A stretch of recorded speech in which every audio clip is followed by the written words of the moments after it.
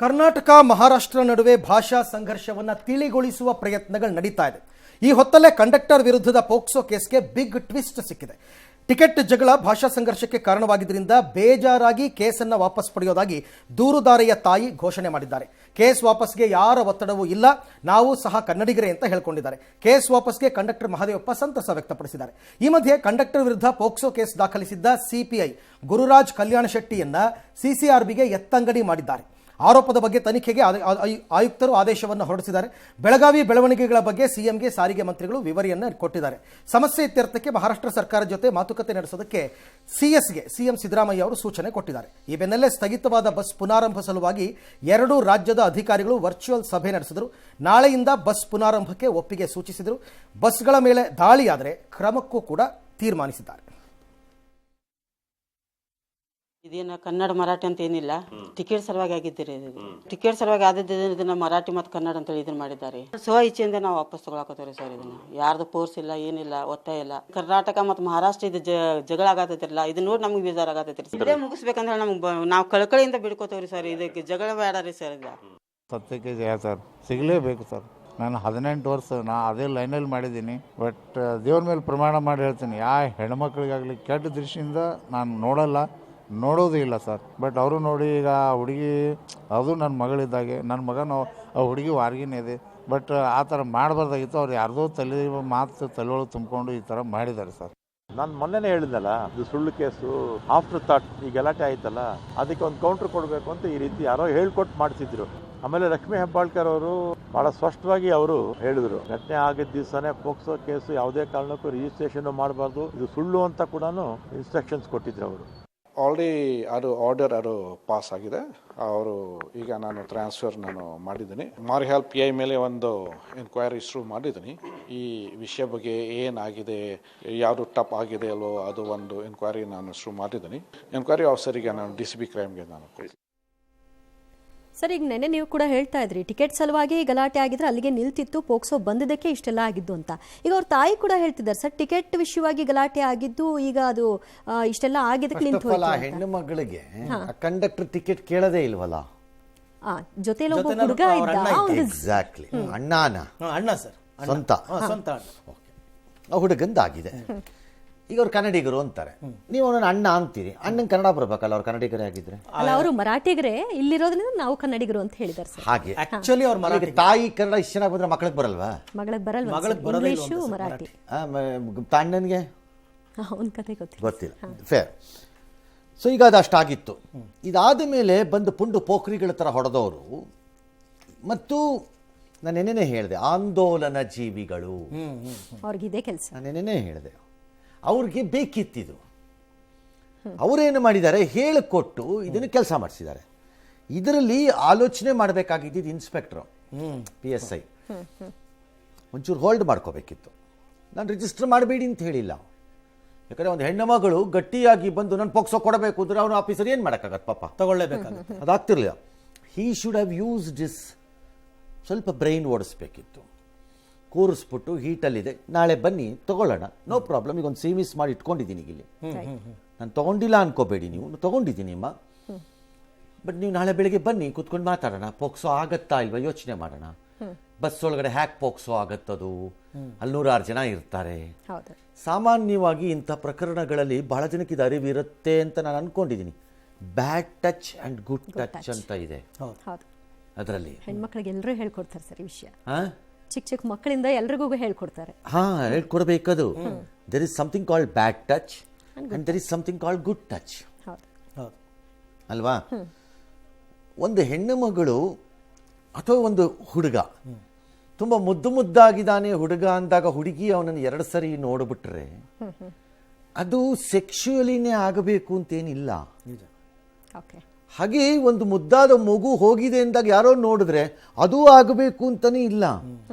Both sides can feel it. ಆ ದೃಷ್ಟಿ ಏನು ಅನ್ನೋದು ಬೇಕಾದ್ರೆ ಅದು ನಾವು ಯಾರು ಹೇಳ್ಕೊಡದೆ ಬರುತ್ತದು. ಎಲ್ಲರಿಗೂ ಬರುತ್ತೆ, ಗಂಡು ಮಕ್ಕಳಿಗೂ ಬರುತ್ತೆ. ಯಾಕೆ ಅವ್ರಿಗೆ ಹಂಗೆ ನೋಡ್ಕೊಂಡು ಓಡಾಡ್ತಾಳಪ್ಪ ಅಂತ ಗಂಡು ಹುಡುಗನಿಗೂ ಅನ್ನಿಸ್ಬೋದು, ಹೆಣ್ಣಿಗೂ ಅನ್ನಿಸ್ಬೋದು ಇದು.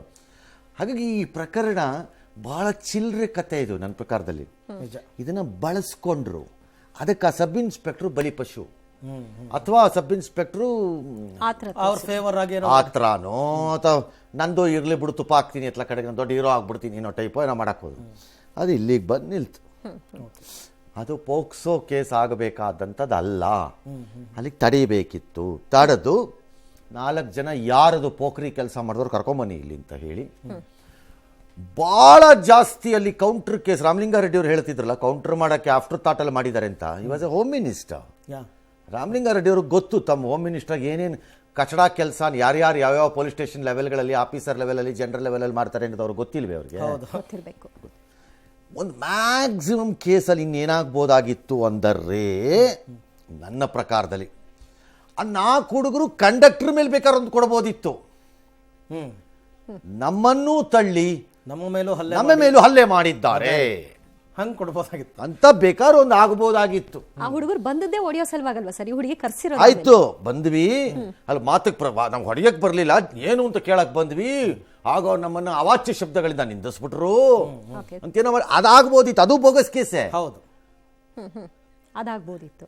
ಪೋಕ್ಸು ಹೇಗೆ ಅದು ಯಾವ ಬ್ರಿಲಿಯಂಟ್ ಸೈಂಟಿಸ್ಟ್ ಅದನ್ನು ಹುಡುಕದ, ಅದನ್ನ ಮಧ್ಯಾಹ್ನ ಘಟನೆ ಆಗುತ್ತೆ, ಆಮೇಲೆ ಅದನ್ನು ಹುಡುಕಿಸಿ ಕೊಡಿಸಿದೀಯಲ್ಲ ಕಚಡ. ಯಾವನು ಅವನು ಅಡ್ವೈಸ್ ಮಾಡಿದವನು ಆ ಮಗು ಕತೆ ಏನಪ್ಪ ಫ್ಯೂಚರ್ಗೆ? ನಿಜ. ಈಗೇನೋ ಸೆನ್ಸಿಟೈಸ್ ಆಗಿದ್ದೀವಿ, ಟಿವಿಗಳು ಪೇಪರ್ಗಳು ಎಲ್ಲ, ಸೋಷಿಯಲ್ ಮೀಡಿಯಾ, ನಂಗೆ ಗೊತ್ತಿಲ್ಲ. ಆ ಮಗುನ ನಾವು ತೋರ್ಸಲ್ಲ, ಗುಪ್ತವಾಗಿ ಇಟ್ಕೋತೀವಿ. ಮಗು ಕತೆ ಏನಯ್ಯ? ಕಚಡ ತಗೊಂಬಂದು ಅಡ್ವೈಸ್ ಕೊಟ್ಟಿದೀಯಲ್ಲ ಇದನ್ನ ನೀನು. ಯಾರೋ ಬೆಳೆಕಾಳು ಬೇಯಿಸ್ಕೊಳಕ ಮಗು ಎಸ್. ಇನ್ನು ಮಹಾ ಉದ್ದಟತನದ ವಿಚಾರವಾಗಿ ಬಸ್ಗಳ ಮೇಲೆ ದಾಳಿ ಆದ್ರೆ ಕ್ರಮ ತಗೊಳ್ಬೇಕು, ಇವತ್ತು ನಾಳೆಯಿಂದ ಸ್ಟಾರ್ಟ್ ಮಾಡೋಣ ಅಂದ್ರೆ ಸರಿ ಇದೆ, ಸರಿ ಇದೆ. 2 ರಾಜ್ಯಗಳು ಯಾವೋ ಈ ರೀತಿಯ 26 ಕಿಡಿಗೇಡಿಗಳ ಮಧ್ಯಕ್ಕೆ ಬಂದು ರಾಜ್ಯಗಳ ಮಧ್ಯೆ ನಡೆಯಬೇಕಂತ ವಾಣಿಜ್ಯ ವ್ಯವಹಾರಗಳು ಮತ್ತು ಜನರ ಸಂಚಾರಕ್ಕೆ ಅಡ್ಡ ಆಗಬಾರ್ದದು. It's not correct. ವೈರಿ ದೇಶವಾದರೆ ಬೇರೆ, ಲೈಕ್ ಪಾಕಿಸ್ತಾನ, ನಮಗೆ ಸವಾಸನೆ ಬೇಡ ಅವ್ರದ್ದು ಅಂತ ನಾವು. ಬಟ್ ಇದು ಹಂಗೆ ಅಲ್ಲ. ಹಾಗಾಗಿ ಅದು ಸರಿ ಇದೆ. 2 ಕಡೆ ಬಸ್ಗಳನ್ನ ಡ್ಯಾಮೇಜ್ ಮಾಡಿದ್ರೆ ಮೊಕಾಮೂತಿ ಹಿಡಿದ ಕೇಸ್ ಮಾಡಬೇಕು. 2 ಕಡೆ ಮಾಡಬೇಕು. ನಾಳೆ ಬರೀ ನಮ್ಮ ಕಡೆ ಮಾಡ್ಬಿಟ್ಟು ಆ ಕಡೆ ಮಾಡ್ತಿದ್ರೆ ಸರಿ ಇರಲ್ಲ. ಆಮೇಲೆ CS ಲೆವೆಲ್ನಲ್ಲೇ ಆಗ್ಬೇಕಾ ಸರ್ ಇದು? ಮಂತ್ರಿಗಳು, ಸಾಮಾನ್ಯ ರಾಜಕಾರಣಿಗಳು ಮಾತಾಡಕ್ ಕೂತ್ರೆ ಇನ್ನೇನಾದ್ರೂ ಪೊಲಿಟಿಕಲಿ ಹೆಚ್ಚು ಕಡಿಮೆ ಮಾತಾಗೋದು ಅಥವಾ ಇನ್ನೇನೋ ಆವೇಶಗಳು ಈ ಥರ ಏನಾದ್ರು ಆಗ್ಬಿಡೋದು ಮಾಡ್ಬಿಡೋದು. ಆಫೀಸರ್ಸ್ ಆದರೆ they understand each other on either side ಅಂದ್ಬಿಟ್ಟು ಆಫೀಸರ್ಸ್. ಎಸ್. ಇನ್ನು ಮರಾಠ ಪುಂಡರ ವಿರುದ್ಧ ಬೆಳಗಾವಿಯಲ್ಲಿ ಕನ್ನಡ ಪರ ಸಂಘಟನೆಗಳು ರಣಕಹಳೆಯನ್ನು ಮೊಳಗಿಸಿದ್ರು. ಕರವೇ ನಾರಾಯಣಗೌಡ ನೇತೃತ್ವದಲ್ಲಿ ಬೃಹತ್ ಪ್ರತಿಭಟನೆ ನಡೆಸಲಾಯಿತು. ವೋಟ್ ಬ್ಯಾಂಕ್ ಪಾಲಿಟಿಕ್ಸ್ ನಡೆಸ್ತಾ ಇರೋ ಬೆಳಗಾವಿ ಸಚಿವರ ವಿರುದ್ಧ ಆಕ್ರೋಶ ವ್ಯಕ್ತವಾಯಿತು. ಬೆಳಗಾವಿಯಿಂದ ಪಂತ್ ಬಾಳೆಕುಂದ್ರಿ ಕಡೆ ಹೊರಟಿದ್ದವರನ್ನ ಪೊಲೀಸರು ತಡೆದ್ರು. ಈ ವೇಳೆ ಒಂದಷ್ಟು ಹೈಡ್ರಾಮಾ ಕೂಡ ನಡೆಯಿತು. ಅತ್ತ ಕೂಡಲಸಂಗಮ ಬಳಿ ಮಹಾರಾಷ್ಟ್ರದ ಬಸ್ ತಡೆದ ಕನ್ನಡ ಪರ ಹೋರಾಟಗಾರರು ಚಾಲಕನಿಗೆ ಕನ್ನಡ ಧ್ವಜ ಕೊಟ್ಟು ಜೈ ಕರ್ನಾಟಕ ಅಂತ ಘೋಷಣೆ ಕೂಗಿಸಿದ್ರು. ಬಸ್ ಮೇಲೆ ಜೈ ಕರ್ನಾಟಕ ಅಂತ ಬರೆದು ತಿರುಗೇಟ್ ಕೊಟ್ಟರು. ನೆಲಮಂಗಲದಲ್ಲಿ ಮಹಾರಾಷ್ಟ್ರ ನೋಂದಣಿಯ ವಾಹನಗಳಿಗೆ ಕಪ್ಪು ಮಸಿ ಬಳಿದ್ರು. ಮರಾಠಿ ಚಾಲಕರಿಗೆ ಕನ್ನಡ ಕಲಿಸುವ ಕೆಲಸವನ್ನೂ ಮಾಡಿದ್ರು. ಎಂಎಸ್ ಪುಂಡರ ಪ್ರತಿಕೃತಿಗಳನ್ನು ದಹಿಸಿದ್ರು. ಈ ಮಧ್ಯೆ ಯಾರೋ ಇಬ್ರು ಗಲಾಟೆ ಮಾಡಿದ್ರು ಅಂತ ಇದನ್ನ ದೊಡ್ಡದು ಮಾಡೋದು ಬೇಡ ಅಂತ ಡಿಸಿಎಂ ಶಾಂತಿ ಮಂತ್ರವನ್ನ ಪಠಿಸಿದ್ರು.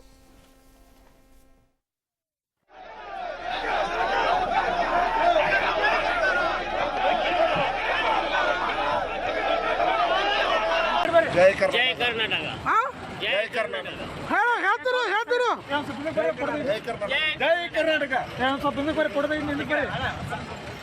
ಕರ್ನಾಟಕದ ಒಳಗಡೆ ಈ ತರದ ದೌರ್ಜನ್ಯ ದಬ್ಬಾಳಿಕೆಯನ್ನ ಸಹಿಸಲ್ಲ. ನೀವು ಒಬ್ಬ ಕಂಡಕ್ಟರ್ ಮೇಲೆ ಹಲ್ಲೆ ಮಾಡಿದ್ರೆ ನಾವು 100 ಜನ ಮರಾಠಿ ಗುಂಡುಗಳನ್ನ ಹೊಡೆದ. ನಾವೆಲ್ಲ ಸೋದರಂತೆ ಬದುಕ್ತಾ ಇದೀವಿ. ಯಾರೋ ಒಬ್ರು ಇಬ್ರು ಹುಡುಗರುಗಳು ಸಣ್ಣ ಗಲಾಟೆ ಮಾಡಿದ್ರು ಅಂತ ಅದನ್ನೇ ದೊಡ್ಡ ಮಾಡೋಂತ ಅವಶ್ಯಕತೆ ಇಲ್ಲ. ನಮ್ಮ ರಾಜ್ಯದ ಮಂತ್ರಿಗಳು ಹೋಗಿದ್ದಾರೆ, ಅವ್ರಿಗೆ ಸಾಂತ್ವನ. ಸೋದರರಂತೆ ಅಂತ ಗೊತ್ತಿಲ್ಲ. DK ತುಂಬಾ ಬ್ರದರ್ಸ್ ಇದ್ದಾರೆ, ಹಂಗಾಗಿ ಯಾವ ಬ್ರದರ್ಗಳು ಎಲ್ಲೆಲ್ಲಿದ್ದಾರೋ ನಮ್ಗೇನು ಗೊತ್ತು ಇವ್ರ ಬ್ರದರ್ದು ಕಲ್ಚರ್. ಹಂಗಾಗಿ ನಮ್ಗೇನು ಸೋದರ ಅನ್ಸಿಲ್ಲ. ಬಟ್ ಸ್ಟಿಲ್ ಸೋದರರಾಗಿದ್ರೆ ಇಷ್ಟು ದಿನ ನಡೀತಾನೆ ಇರಲಿಲ್ಲ. ಬಲವಂತವಾಗಿ ನೀವು ಜೈ ಕರ್ನಾಟಕ ಅಂತನೋ ಜೈ ಮಹಾರಾಷ್ಟ್ರ ಅಂತನೋ ಹೇಳಿಸ್ತೀರಿ. ನೀವು ಹೇಳಿದ್ರಲ್ಲ ಏನು ಪ್ರಯೋಜನ? ಏನು ಅವನು ಅಲ್ಲಿಂದ ದಾಟ್ಕೊಂಡು ಬಂದ ಮೇಲೆ ದಾರಿ ಬರ್ತದೆ ಹೇಳಿಸ್ಬಿಟ್ಟಿದ್ದಾರೆ ಅಂತ ಇನ್ಮೇಲೆ ನಾನು ಜೈ ಮಹಾರಾಷ್ಟ್ರ ಹೇಳ್ತೀನಿ, ಜೈ ಕರ್ನಾಟಕ ಹೇಳ್ತೀನಿ ಅಂತನ ಬೈಕೊಂಡು ಬರ್ತಾರೆ. ಎಂಥದ್ದು ಇಲ್ಲಪ್ಪ. ಏನು ಆ ಕ್ಷಣದ ನಿಮ್ಮ ಆವೇಶ ತೆವಲ್ ನಮಗೆ ತೀರ್ಕೋಬಹುದು ಅಷ್ಟೇ. ಅದು ಅಂದ್ರೆ ಟಿಟ್ ಫಾರ್ ಟ್ಯಾಟ್ ಅಂತಲ್ಲ ಸರ್, ಅವ್ರು ಮಾಡಿದ್ರು ನಾವು ಮಾಡಿದ್ವಿ, ಆಗಲ್ಲ. ಅದರಿಂದ ಏನು ಪ್ರಯೋಜನ ಇಲ್ಲ. ನೀವು ಹೊಡೆದ್ಯಾ, ನಾನು ಒಂದು ಪಟಾರ ತೊಡೆದ್ಬಿಟ್ಟೆ ಅಂತ ಹಂಗಾಗತ್ತಷ್ಟೇ ಅದು. ಇನ್ನು ಬಸ್ಗಳಿಗೆ ನಾನು ಜೈ ಕರ್ನಾಟಕ ಅಂತ ಬರಿತೀನಿ ಮಹಾರಾಷ್ಟ್ರ ಬಸ್ಸಲ್ಲಿ, ಅಥವಾ MH ಇದ್ದರೆ, ಅಥವಾ KA ಇದ್ದರೆ ನಾನು ಜೈ ಮಹಾರಾಷ್ಟ್ರ ಅಂತ ಬರಿತೀನಿ ಅಂದರೆ ನೀವು ಬರ್ಕೋಬೋದು, ಅಳಿಸ್ಕೋತಾರೆ. ಅಳಿಸ್ಬೇಕು, ಬೇರೆ ದಾರಿ ಇಲ್ಲ. ಬಟ್ ಪ್ರೈವೇಟ್ ಗಾಡಿಗಳಾದರೆ ನಮ್ಮ ದುಡ್ಡು ವೇಸ್ಟು, ನಿಜ ಅಲ್ವಾ? ಸರ್ಕಾರಿ ಗಾಡಿಗಳಾದರೆ ಸಾರ್ವಜನಿಕರ ದುಡ್ಡು ವೇಸ್ಟ್. ನಮಗೆ ಅವರೇ ಎರಡೂ ಕಡೆ, ಎರಡೂ ಆಗಬೇಕಲ್ಲ. ನಾನು ಹೇಳ್ತಿರೋದು ಒಂದು ಕಡೆ ಅಲ್ಲ. ಕರ್ನಾಟಕದಲ್ಲಿ ಬಸ್ಗಳಿಗೆ ಹೆಣ್ಣು ಮಕ್ಕಳು ಗ್ಯಾರಂಟಿ ಕೊಟ್ಟು ಇವ್ರು ಲಾಸಲ್ಲಿದ್ದಾರೆ, ಅಲ್ಲಿ ಅವ್ರು ಸಬ್ಸಿಡಿ ಕೊಟ್ಬಿಟ್ಟು ಮಹಾರಾಷ್ಟ್ರಲ್ಲಿ ಅವ್ರು ಲಾಸಲ್ಲಿದ್ದಾರೆ. ಯಾಕ್ರೆ ಲಾಸ್ ಗಿರಾಕಿಗಳು ಹಿಂಗೆ ಮಾಡ್ಕೊತಾ ಇದ್ದೀರಿ? ಅಡ್ಜಸ್ಟ್ಮೆಂಟ್ ಮಾಡ್ಕೊಳ್ಳೋದು. ಬಟ್ ಕೊನೆಗೂ ಯಾರು ಪ್ರೊಟೆಸ್ಟ್ ಮಾಡಬೇಕಾಗಿತ್ತು ಅವ್ರು ಬರಲೇ ಇಲ್ಲ ಸರ್. ರಕ್ಷಣಾ ವೇದಿಕೆಯವ್ರು ಮಾತ್ರ ಬಂದರು. ಬರಲಿ, ಆ ಯೂನಿಯನ್ ಅವರು ಬರ್ತಾರಲ್ಲ, ಅನ್ಯಾಯ ಮೋಸ ಸಾರಿಗೆ ನೌಕರರಿಗೆ ಬರ್ತಾರೆ, ಬಂದಾಗ ಮಾತಾಡ. ಕೆಲ ರಾಜಕಾರಣಿಗಳು ಒತ್ತಡ ಹಾಕಿದಾರಂತ ಸರ್ ಪ್ರತಿಭಟನೆಗೆ ಹೋಗ್ಬೇಡಿ ಅಂತ. ಬಂದಾಗ ಮಾತಾಡೋಣ, ಈಗ ಯಾಕೆ? ಈ ಕನ್ನಡ ಹೋರಾಟಗಾರರಿಗೆನೆ ಒತ್ತಡ ಹಾಕಿದಾರಂತ, ಹೋಗ್ಬೇಡಿ ಅಂತ. ಅದೆಲ್ಲ ನಡೀತಾನೆ ಇರ್ತದೆ. ಅದ ಹೇಳ್ತಾರೆ ಪೊಲೀಸ್ನವರು, ಅವ್ನು ಹೋರಾಟಗಾರನೇ ಅಲ್ಲ, ಒತ್ತಡ ಹಾಕಿಸ್ಕೊಳ್ಳೋದಾದ್ರೆ ಹೋರಾಟಗಾರ ಕೇರ್ ಮಾಡಿಲ್ಲ, ಬಂದಿದ್ದಾರೆ ಅಂತ ಅಷ್ಟು. ಓಕೆ, ಮೂಡಾ ಪ್ರಕರಣದ ಲೋಕಾಯುಕ್ತ ತನಿಖೆಯಿಂದ ಹೊಸ ವಿಚಾರಗಳು ಈಗ ಬೆಳಕಿಗೆ ಬರ್ತಾ ಇದೆ. ನಿರೀಕ್ಷೆಯಂತೆಯೇ ಆರೋಪಗಳ ಸುರುಳಿ ಅಧಿಕಾರಿಗಳನ್ನು ಸುತ್ತಕೊಳ್ತಾ ಇದೆ. ಸಿಎಂ ಪತ್ನಿಗೆ ಬದಲಿ ನಿವೇಶನ ಹಂಚಿಕೆ ಕೇಸಲ್ಲಿ ಮಾಜಿ DC ಹಾಲಿ ಸಂಸದ ಕುಮಾರ್ ನಾಯಕ್ ಕರ್ತವ್ಯ ಲೋಪ ಎಸಗಿದ್ದಾರೆ ಅಂತ ಲೋಕಾಯುಕ್ತ ವರದಿ ತಿಳಿಸಿದೆ. ನಿವೃತ್ತ ತಹಸೀಲ್ದಾರ್ ಮಾಳಿಗಾ ಶಂಕರ್, ಕಂದಾಯ ಇಲಾಖೆಯ ನಿವೃತ್ತ ಅಧಿಕಾರಿ ಸಿದ್ದಪ್ಪಾಜಿ, ಸರ್ವೆ ಇಲಾಖೆಯ ಶಂಕರಪ್ಪ ವಿರುದ್ಧ ಕೂಡ ಶಿಸ್ತು ಕ್ರಮಕ್ಕೆ ಶಿಫಾರಸು ಮಾಡಿವೆ. ಆದರೆ ಯಾವುದೇ ಕಾನೂನು ಬಾಹಿರ ಕೆಲಸವನ್ನ ನಾನು ಮಾಡಿಲ್ಲ ಅಂತ ಕುಮಾರ್ ನಾಯಕ್ ಅವರು ಸ್ಪಷ್ಟಪಡಿಸಿದ್ದಾರೆ. ಇನ್ನು ಭೂಮಾಲೀಕ ದೇವರಾಜು ಆಗಿನ ನಗರಾಭಿವೃದ್ಧಿ ಸಚಿವ ಬಚ್ಚೇಗೌಡಗೆ ನೀಡಿದ್ದ ಪತ್ರದಲ್ಲಿ DCM ಅಂತ ಉಲ್ಲೇಖವಾಗಿದೆ. ವಿಶೇಷ ಅಂದರೆ ಆಗ DCM ಆಗಿದ್ದವರು ಈಗಿನ CM ಸಿದ್ದರಾಮಯ್ಯ. ಆದರೆ ದೇವರಾಜು ತಮ್ಮ ಹೇಳಿಕೆಯಲ್ಲಿ ಇದನ್ನು ಒಪ್ಪಿಕೊಂಡಿಲ್ಲ. ಇದೇ ವೇಳೆ CM ಕುಟುಂಬಕ್ಕೆ 14 ಸೈಟ್ ಕೊಟ್ಟಿದ್ದನ್ನೇ ಅಸ್ತ್ರವಾಗಿಟ್ಟುಕೊಂಡು ಮೂಡಾ ಆಯುಕ್ತರು ಕಾನೂನನ್ನು ಗಾಳಿಗೆ ತೂರಿ 133 ಮಂದಿಗೆ 1055 ಸೈಟನ್ನು ಹಂಚಿಕೆ ಮಾಡಿರೋದು ಈಗ ತನಿಖೆ ವೇಳೆಯಲ್ಲಿ ಗೊತ್ತಾಗಿದೆ. ಈ ಮಧ್ಯೆ ಕ್ಲೀನ್ ಚಿಟ್ ಬೆನ್ನಲ್ಲೇ ವಾಪಸ್ ಕೊಟ್ಟ 14 ಸೈಟ್ಗಳನ್ನು ಕ್ಲೇಮ್ ಮಾಡುವ ಸುಳಿವನ್ನು CM ಪುತ್ರ ಯತೀಂದ್ರ ಸಿದ್ದರಾಮಯ್ಯ ನೀಡಿದ್ದಾರೆ. ನಮ್ಮ ಕೆಳಗಿನ ಅಧಿಕಾರಿಗಳು ಏನು ಮಾಹಿತಿ ಕೊಟ್ಟಿರ್ತಾರೆ, ನಾವು ನೋಡಿ ಸಾಮಾನ್ಯವಾಗಿ ಕೊಡುವಂಥದ್ದು. ಇವತ್ತಿನ ದಿವಸದವರೆಗೂ ಡಿನೋಟಿಫಿಕೇಶನ್ ಕ್ಯಾನ್ಸಲ್ ಆಗಿಲ್ಲ. ಈ ಅಂಶಗಳ ಅಡಿನಲ್ಲೇ ಪ್ರಶ್ನೆ ಕೇಳಿರುವಂಥದ್ದು, ಈ ಅಂಶಗಳ ಅಡಿನಲ್ಲೇ ಇದೇ ರೀತಿ ಉತ್ತರ ಕೊಟ್ಟಿರುವಂಥದ್ದು. ಕರ್ತವ್ಯ ಲೋಪ ಆಗಿದೆ ಅಂತ ಹೇಳ್ತಾ ಇದ್ದಾರೆ, ಅಥವಾ ಸರಿಯಾಗಿ ಪರಿಶೀಲನೆ ಮಾಡಿಲ್ಲ ಅಂತ ಹೇಳ್ತಾ ಇದ್ದಾರೆ. ಅದು ಅವರ ದೃಷ್ಟಿನಲ್ಲಿ ಬಂದಿರುವಂಥದ್ದು. ಅದನ್ನು ನಾನು ಕೂಡ ಡಿಫೆಂಡ್ ಮಾಡ್ಕೊಳ್ಳಿಕ್ಕೆ ಅದು ಸಮಯಾವಕಾಶ ಇದ್ದಾಗ ಮಾಡ್ಕೊಳ್ಳೋಣ. ಏನು ದೇವರಾಜು ಅರ್ಜಿ ಕೊಟ್ಟಿದ್ದಾರೆ ಅದನ್ನು DCM ಬರೆದ, ಅಂದರೆ ಈ ಅರ್ಜಿ DCM ಕಡೆ DCMದು ಅನ್ನೋ ರೀತಿಯಲ್ಲಿ ಅದು ಬರೆದಿರೋಂಥದ್ದು ಉಲ್ಲೇಖ ಬಗ್ಗೆ ತನಿಖಾಧಿಕಾರಿ ದೇವರಾಜನ ವಿಚಾರಣೆ ಒಳಪಡಿಸಿದ್ದಾರೆ. ಆ ಸಂದರ್ಭ ದೇವರಾಜ್ ಅವರು ಇಲ್ಲ, ನಾನು ಅದು ಬರೆದಿಲ್ಲ, ಯಾರು ಬರೆದ ನಂಗೆ ಗೊತ್ತಿಲ್ಲ, ಆಗಿನ DCM ಆಗಿದೆ ಅಂತ ಆದರೆ ಉಪಮುಖ್ಯಮಂತ್ರಿ ಆಗಿದ್ದ ಸಿದ್ದರಾಮಯ್ಯ ಪ್ರಭಾವ ಅಲ್ಲಿ ಬೀರಿದೆ ಅನ್ನೋದು ಸ್ಪಷ್ಟ ಗೊತ್ತಾಗುತ್ತೆ. ಅದನ್ನು ತಂದೆಯವ್ರನ್ನ ಕೇಳಬೇಕು, ತಾಯಿಯವ್ರನ್ನ ಕೇಳಬೇಕು. ಯಾಕೆಂತಂದರೆ ಅಲ್ಟಿಮೇಟ್ಲಿ ಅದು ತಾಯಿಯವ್ರು ಬರಬೇಕಾಗಿದ್ದು. ಹಾಗಾಗಿ ಅವ್ರು ಏನು ಅಂತ ಕೇಳಿ ಮುಂದೆ ಅವ್ರು ಏನು ತೀರ್ಮಾನ ಮುಂದಿನ ಸರಿ ನನಗೆ ಲೀಡರ್ಶಿಪ್ ಕೊಟ್ಟು ನಾನು ಮಾಡ್ತೀನಿ ಅಂತ ಹೇಳಿದೆ. ಚುನಾವಣೆ ನಿಂತ್ಕೋತೀನಿ ಅಂತ ಹೇಳಿಲ್ಲ. ಎಲ್ಲರೂ ಅವ್ರ ಜೊತೆಗಿರಬೇಕಾದ್ರೆ ಖಂಡಿತ ಅವ್ರ ಅಧಿಕಾರವಾದಿ 5 ವರ್ಷ ಪೂರೈಸ್ತಾರೆ. ಸರ್, ಈಗ ಲೋಕಾಯುಕ್ತ ವರದಿ ಕೊಟ್ಟಿದೆ, ಕೋರ್ಟಲ್ಲಿದೆ, ಹಾಗಾಗಿ ಕ್ಲೈಮ್ ಮಾಡ್ಕೊಳ್ಬೋದಾ ಸರ್? ಈಗ ಆಗಲ್ಲ, ಅದು ಪೂರ್ತಿ ಆಗೋವರೆಗೂ ವೇಟ್ ಮಾಡಬೇಕು, ಆಮೇಲೆ ಕ್ಲೈಮ್ ಮಾಡ್ಬೋದಾ sir? That is again depends. ಯಾಕೆ ಅಂದರೆ ಇಲ್ಲಿ ಒಂದು ಪ್ರಾಬ್ಲಮ್ ಆಗ್ತಾ ಇದೆ ಅಂತ ಅನ್ಸುತ್ತೆ.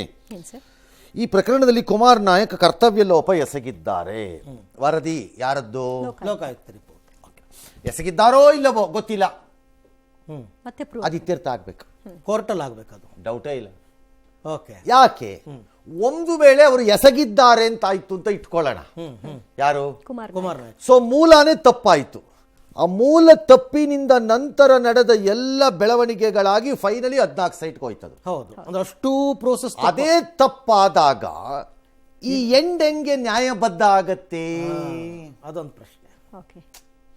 ಅಲ್ಲಿ ಅಕ್ರಮವಾಗಿದೆ ಅಂದ್ರೆ ಆ ಅಕ್ರಮ ಇಲ್ಲಿ ಸಕ್ರಮ ಆಗಕ್ಕಾಗಲ್ಲ. ಅಧಿಕಾರಿ ಮಾತ್ರ ತಪ್ಪು ಮಾಡಿದ್ದಾನೆ, ಅದು ಅಕ್ರಮ, ಅವನಿಗೆ ಶಿಕ್ಷೆ. ಬಟ್ ಎಂಡ್ ಪಾಯಿಂಟ್ ಅಲ್ಲಿ ಫಲಾನುಭವಿಗೆ ಸಕ್ರಮವಾಗಿ ಬಹುಮಾನ ಅಂತ ಮಾಡಕ್ ಬರಲ್ಲ ಅಂತ ನನ್ನ ವಾದ. ಹಂಗಾಗಿ ಇದು ಅಧಿಕಾರಿ ಇದ್ರೆ ಅಧಿಕಾರಿ ಅನುಭವಿಸ್ಬೇಕು. ಅಲ್ಲಿವರೆಗೂ 14 ಸೈಟ್ ಸ್ವಲ್ಪ ಹೊತ್ತು ಬಿಟ್ಟಿರಿ ಯತೀಂದ್ರ ಅವರೇ. ನಂಬರ್ 1. ನಂಬರ್ 2, ಮಿಸ್ಟರ್ ಯತೀಂದ್ರ ಡಾಕ್ಟ್ರೇ, ಇನ್ನೂ ನಿಮ್ಗೆ ಹೋಗಿಲ್ವಾ ಮೋಹ 14 ಸೈಟು? ನಿಮ್ಮ ಅಪ್ಪನಿಗೊಂದ್ಸರಿ ಫೋನ್ ಮಾಡಿ ಕೇಳಿ, ಬೇಕಾ ನಮಗೆ 14 ಸೈಟು ಅಂತ. Call up your father or your mother, I don't know ನಿಮ್ಮ ಮದರ್ದು ಮನಸ್ಥಿತಿ ಏನಿದೆ ಇದ್ರ ವಿಚಾರದಲ್ಲಿ ಅಂತ. Call up your father. ಒಬ್ಬ ಮುಖ್ಯಮಂತ್ರಿಯಾಗಿ ಕೂತಿರುವಂತಹ ವ್ಯಕ್ತಿ, 16 ಸರಿ ಬಜೆಟ್ ಇಟ್ಟಿದ್ದೀನಿ ಅನ್ನೋ ವ್ಯಕ್ತಿ, ಈ ರಾಜ್ಯವನ್ನು ದೇಶವನ್ನು ಆಳಿದ್ದೀನಿ ಅಂತನ್ನೋ ವ್ಯಕ್ತಿ, ಯಾವ 14 ಸೈಟ್ ಜುಜ್ಬಿ? ಇನ್ನೂ ಆಸೆ ಇದೆಯಾ? ದಾನ ಬರೀತೀನಿ ಅನ್ಬೇಕಾಗಿತ್ತು, ಗೆದ್ರು ದಾನ ಬರೀತೀನಿ ಅದನ್ನ ಅನ್ಬೇಕಾಗಿತ್ತು. ಮಾದರಿ ನಾಯಕ ಅಂತ ಆರೋಪ ಅನಿಸ್ತು ಅವಾಗ. ಎಸ್ ಸರ್, ಟೆಕ್ನಿಕಲಿ ಒಂದು ಕ್ವೆಶ್ಚನ್ ಸರ್. ಇವಾಗ ಲೋಕಾಯುಕ್ತ ಪೊಲೀಸರೇ ತನಿಖೆ ಮಾಡಿ ವರದಿಯನ್ನು ಕೋರ್ಟ್ ಕೊಟ್ಟಿದ್ದಾರೆ, ಇವರು ಇಂತಿಂಥ ಅಧಿಕಾರಿಗಳು ತಪ್ಪು ಮಾಡಿದ್ದಾರೆ ಅಂತ ಹೇಳಿದ್ದಾರೆ, ಕ್ರಮ ತಗೊಳ್ಬೇಕು ಅಂತ ಶಿಫಾರಸ್ ಮಾಡಿದ್ದಾರೆ. ತಗೊಳ್ಳೋರು ಯಾರು? ಹೊಸ ತನಿಖೆ ಆರ್ಡರ್ ಆಗಬೇಕೀಗ ಅದು ಮತ್ತೆ, ಹಾಂ, ಅಥವಾ ಅವರೇ ತನಿಖೆ ಮುಂದುವರಿಸಿ ಅಂತ ಹೇಳಬೇಕು. ಬಟ್ ಇದು ಸಿವಿಲ್ ಇನ್ ನೇಚರ್ ಇದೆ, ಅಡ್ಮಿನಿಸ್ಟ್ರೇಟಿವ್ ಇನ್ ನೇಚರ್ ಇದೆ, ಹಾಗಾಗಿ ಅವ್ರು ಮಾಡ್ಬೋದಾ ಇಲ್ವಾ ಗೊತ್ತಿಲ್ಲ. ಹೊಸ ಕೇಸ್ ಆಗಬೇಕು ಅಷ್ಟೇ.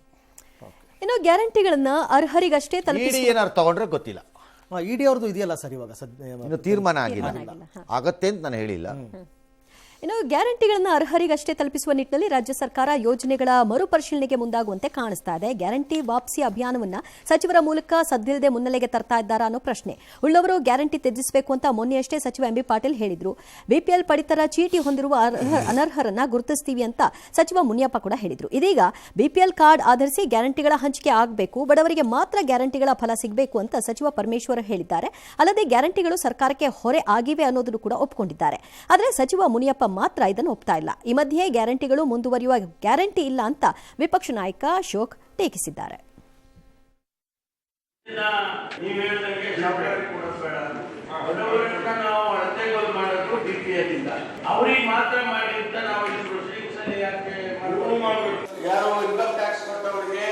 ಸರ್ಕಾರಿ ನೌಕರರಿಗೆ ಮತ್ತು ಈ GST ಕಟ್ಟೋರಿಗೆ ಅವರಿಗೆಲ್ಲ ಕ್ಯಾನ್ಸಲ್ ಮಾಡಿ ಅಂತ ನಾವು ಚರ್ಚೆ ಮಾಡಿದ್ವಿ. ನೋಡಿ, ಹೊರೆ ಆಗಿದೆ ಅನ್ನೋದ್ರಲ್ಲಿ ಎರಡು ಮಾತಿಲ್ಲ. ನಮ್ಗೆ ಗೊತ್ತಿತ್ತು ಹೊರೆ ಆಗುತ್ತೆ ಅಂತಲೇ ಗೊತ್ತಿತ್ತು. ಬಡವರಿಗೋಸ್ಕರ ಹೊರೆ ಅದನ್ನ ತಡ್ಕೊಳ್ಬೇಕಲ್ಲ ಸರ್ಕಾರ. ನಾವು ಚುನಾವಣೆ ಸಂದರ್ಭದಲ್ಲಿ ಬರೀ BPL ಕಾರ್ಡ್ನವ್ರಿಗೆ ಅಂತ ಹೇಳಿರಲಿಲ್ಲ. ನಮ್ಮ ತುರುವೇಕೆರೆ ಶಾಸಕರು BPLನವ್ರಿಗೆ ಯಾಕೆ ಕೊಡಬಾರ್ದು ಅಂತ ಅವರು ಸಲಹೆಯನ್ನು ಮಾಡಿದರು. ಅದ್ರ ಬಗ್ಗೆ ಚರ್ಚೆ ಮಾಡ್ತೀವಿ ಅಂತ ಹೇಳಿದ್ದೇನೆ. ಗ್ಯಾರಂಟಿಗಳು ಯಾವತ್ತೂ ಬರ್ಡನ್ ಆಗಲ್ಲ. ಸರ್ಕಾರ ಯಾವತ್ತೂ ಕೂಡ ಜನಕ್ಕೆ ಸ್ಪಂದನೆ ಮಾಡಬೇಕು. ನಾವು 5 ಗ್ಯಾರಂಟಿ ಮುನಿಯಪ್ಪನವ್ರನ್ನ ಬಿಡ್ರಿ, ಅವ್ರು ಹೇಳೋದನ್ನ ಸೀರಿಯಸ್ ಆಗಿ ತಗೊಳ್ಳೋದು ಬೇಡ. ವಿಚಾರದಲ್ಲಿ ಇದನ್ನೇ ಅಲ್ವಾ ಸರ್ ಬಿಫೋರ್ ಗ್ಯಾರಂಟಿ ಇರಲಿ, ಯಾವ ರೂಪದಲ್ಲಿ ಇರಬೇಕು ಎಂಬುದನ್ನು ಇತ್ಯರ್ಥ ಮಾಡಿಕೊಳ್ಳಿ. ಇನ್ನೊಂದ್ಸರಿ ಕೆಪ್ಪರ ಥರ ಆಡಬೇಡಿ, ಕಿವುಡ್ರ ಥರ ಆಡಬೇಡಿ. ಒಳ್ಳೊಳ್ಳೆ ಡಾಕ್ಟರ್ಗಳಿದ್ದಾರೆ ನನ್ನ ಹತ್ರ, ENT ಸ್ಪೆಷಲಿಸ್ಟ್ಗಳು, ಬರ್ರಿ ರಿಪೇರಿನಾರು ಮಾಡಿಸ್ಕೊಡ್ತೀನಿ. ಆ ಚುನಾವಣೆಗೆ ಮೊದಲು ಬಡ್ಕೊಂಡ್ವಿ, ಇದನ್ನ ಕೇಳಲಿಲ್ಲ. ಹೌದು, ಹಾರಾಡ್ಬಿಟ್ರು ತಕಪಕ ಅಂತ ಬಾಲಗಳನ್ನು ಕಟ್ಕೊಂಡು. ಒಳ್ಳೆ ಓಟ್ ಬೇಕಿತ್ತಲ್ಲ, ಅಧಿಕಾರಕ್ಕೆ ಬಂದ್ರೆ ಸಾಕಾಗಿತ್ತು. ಅಣ್ಣ, ಇದು ಆ ಚಂದ್ರನ ಹತ್ರ ಏನು ಹೋಗ್ಬೇಕು ಅನ್ಕೋತಿದ್ದೆ, ಆಯ್ತಾ ಇಲ್ಲ ಹೋಗೋಕ್ಕೆ. ಅವನನ್ನು ಕರ್ಸ್ಕೊಡೋಕಾಯ್ತದ? ಅದೇ ಬೆಳಗ್ಗೆ ಕರ್ಸ್ಕೊಂಡು ಹಾಕೋದು ಒಂದು ಗ್ಯಾರಂಟಿ ಅನ್ನೋ ಲೆವೆಲಲ್ಲಿ ಇದ್ರು. ಕಾಕಾ ಪಾಟೀಲ್ಗೂ ಫ್ರೀ, ಮಾದೇವ ಅಲ್ಲಿಗೆ ಬಂದೆ. ನಾವು ಹೇಳಿದ್ವಾ ಮಾದೇವಪ್ಪ ನಿಂಗೂ ಫ್ರೀ, ಕಾಕಾ ಪಟೇಲ್ ನಿಂಗೂ ಫ್ರೀ ಅಂತ ನಾವು ಹೇಳಿದ್ವಾ? ಕೇಳಲಿಲ್ಲ. ನಾನು 100 ಸರಿ ಇದನ್ನು ಷರತ್ತೇನು ನೋಡ್ಕೊಳ್ಳಿ, ಷರತ್ತೇನು ನೋಡ್ಕೊಳ್ಳಿ. ಸೊ ಈಗಲೂ ಕೋರ್ಸ್ ಕರೆಕ್ಷನ್ ಅಂತ ಇರುತ್ತೆ. ಅಂದರೆ ಆದ ತಪ್ಪನ್ನು ತಿದ್ದಿಕೊಳ್ಳುವುದು ಮಧ್ಯ ಮಾರ್ಗದಲ್ಲಿ. ಒಂದು ರಸ್ತೆಯಲ್ಲಿ ಹೋಗ್ತಾ ಇದ್ದೀವಿ, ನಾನು ಹೋಗ್ತಿರೋ ರಸ್ತೆ ರಾಂಗ್ ಅಂತ ಗೊತ್ತಾಗತ್ತೆ ನಾನು ಹೋಗಬೇಕಾದ ಅಂತಿಮ ನಿಲ್ದಾಣಕ್ಕೆ. ನಾನು ಹೋಗ್ತಾನೆ ಇದ್ದರೆ ರಾಂಗ್ ಕಡೆಗೆ ಹೋಗ್ತಾನೆ ಇರ್ತೀನಿ. ಆ ಬದಲು ನಿಂತು ಒಮ್ಮೆ ಯೋಚಿಸಿ ನಾನು ಹೋಗ್ತಿರೋದು ರಾಂಗ್ ಇದೆ ಅಂತ ರಿವರ್ಸ್ ಬಂದರೆ ನಿಶ್ಚಿತ ಸ್ಥಾನಕ್ಕೆ ಹೋಗೋಕ್ಕೆ ಜಾಗನಾದರೂ ಇರುತ್ತೆ. ಅಲ್ಲಿಗೆ ಕರೆಕ್ಟ್ ವಾಪಸ್ ಹೋಗೋದಕ್ಕಾದ್ರೂ ಜಾಗ ಇರುತ್ತೆ, ಜಾಗಾರೂ ಇದೆ. ಹಾಗೆ ಈಗ ಕೋರ್ಸ್ ಕರೆಕ್ಷನ್ ಮಾಡ್ಕೊಳ್ಳಿ. ಏನಿಲ್ಲ, ಒಂದಷ್ಟು ಟೀಕೆ ಬರುತ್ತೆ, ಅಷ್ಟು ಇದ್ರ ಸರ್ಕಾರ ಅಂತೆಲ್ಲ ಬರುತ್ತೆ, ಬರಲಿ, ಟೀಕೆ ಸರಿ ಮಾಡ್ಕೊಳ್ಳಿ. ಯಾರಿಗೆ ಟಾರ್ಗೆಟೆಡ್ ಆಗಿ ಈ ಸಬ್ಸಿಡಿಗಳು ತಲುಪಬೇಕೋ ಅವರಿಗೆ ತಲುಪಬೇಕು. ಯಾರವರು ಇತ್ಯರ್ಥ ಮಾಡ್ಕೊಳ್ಳಿ ಅದನ್ನು over A period of time. Okay, ಒಂದು ವೇಳೆ ನಾನು ಏಕ್ದಮ್ ಅದನ್ನು ಹಂಗೆ ಕಟ್ ಆಫ್ ಮಾಡೋದು ಬೇಡ ಅನಿಸಿದ್ರೆ 100ರಲ್ಲಿ ಈಗ ನಾನು 100 ಜನಕ್ಕೆ ಕೊಡ್ತಾ ಇದ್ದೀನಿ, ಅದರಲ್ಲಿ 60 ಜನಕ್ಕೆ ಅದು ಕೊಡಬೇಕಾಗಿಲ್ಲ. ನಾನು ಆ್ಯಕ್ಚುಲಿ ಬರೀ 40 ಜನಕ್ಕೆ ಕೊಟ್ಟರೆ ಸಾಕಾಗುತ್ತೆ. 40 ಕೊಟ್ಬಿಡಿ. ಈ 60ರಲ್ಲಿ ಫಸ್ಟ್ ಸ್ಟೇಜಲ್ಲಿ ಈ ವರ್ಷ 20 ಜನ ತೆಗಿರಿ. ಓಕೆ, ನೆಕ್ಸ್ಟ್ ವರ್ಷ 20 ಜನ ತೆಗಿರಿ. ಅದರ ನೆಕ್ಸ್ಟ್ ವರ್ಷ 15 ಜನ ತೆಗಿರಿ. ಹಂಗೆ ತೆಗೆದು ಬಿಡಿ ಅಟ್ಲೀಸ್ಟ್. ಅಂದರೆ ಆ ಕ್ಲಾಸ್ ಆಫ್ ಪೀಪಲ್ ಅಂತ ತೆಗಿರಿ. ಓಕೆ, ನಿಧಾನಕ್ಕೆ ತೆಗಿರಿ ಅವ್ರನ್ನ.